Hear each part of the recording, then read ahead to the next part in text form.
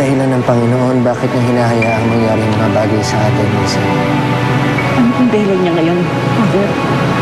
Paliwanag niyo po sa akin para maunawaan ko kung bakit kayo mawala ang anak ko. Hindi ko din alam eh. Ang alam ko lang, hindi tayo dapat mawala ng pag-asa.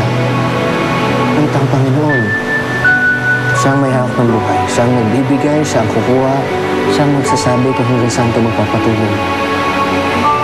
Manalangin tayo, ha?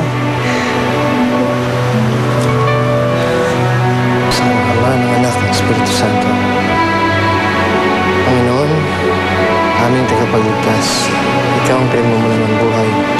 Simula at ang wakas, Ikaw ang aming kagalingan, Ikaw ang aming kaligayahan, Ikaw ang aming tanging pag-asa. Panginoon, lumalapit kami muli sa iyo. Nagsusumamo. Nadinggin mo ang aming panalangin. Tinataas namin sa iyo si Mark na may pahintulutan mong madugtungan ng kanyang buhay para sa kanyang ina na si Merced. Huwag niyo po pababayaan ang panalangin ng inyong anak.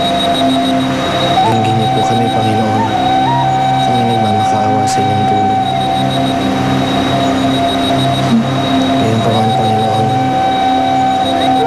ang nais mo siyang matutupad. Ito ang aming samang bilangin sa ngalan ni Jesus.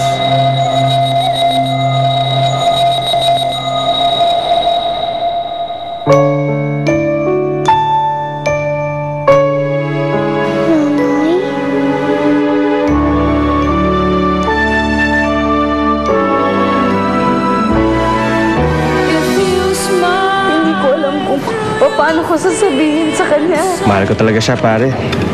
At alam ko, mahal pa rin ako ni Mariela. Huwag mo na sabihin kay Anton. Para na rin yung sa ikakatahimik niya, di ba? Ito ang kalayaan na gusto ko. Mahal ko siya. At papawiin ko si Mariela. Eh, bago tayong destinasyon. Saan? Sa San Nicolas. Nakakita sila doon ng kakaibang itlog. Malapit sa Bulkang Batahon.